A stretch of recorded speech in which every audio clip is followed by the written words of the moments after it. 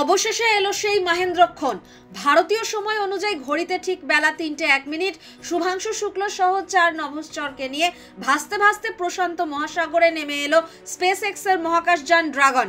ভারতীয় সময় অনুযায়ী মঙ্গলবার দুপুরে পৃথিবীতে ফিরলেন শুভাংশুরা।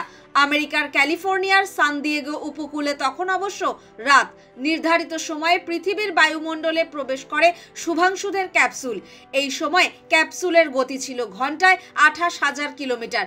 ধীরে ধীরে তা কমতে কমতে 24 কিলোমিটার প্রতি ঘন্টায় নেমে আসে।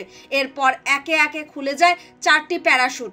ভাসতে ভাসতে প্রশান্ত মহাসাগরে নেমে আসে ড্রাগন। প্রশান্ত মহাসাগরে আগে থেকেই প্রস্তুত ছিল রিকভারি ভেহিকল।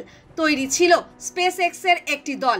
অবতরণের পরেই তারা শুভাংশুদের ক্যাপসুলের কাছে পৌঁছে যায়। এরপর ক্যাপসুলটিকে তুলে নেওয়া হয় জাহাজে।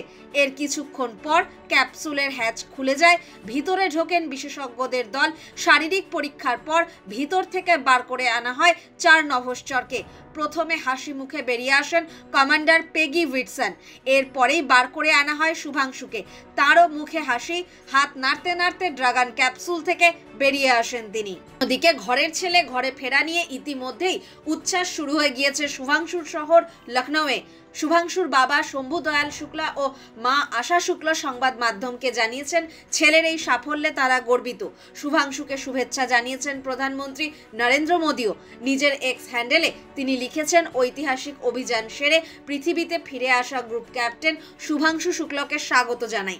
ভারতের প্রথম মহাকাশচারী হিসেবে আন্তর্জাতিক মহাকাশ স্টেশনে পা রেখে তিনি অসম্ভব নিষ্ঠা, সাহস এবং উদ্যমের পরিচয় দিয়েছেন।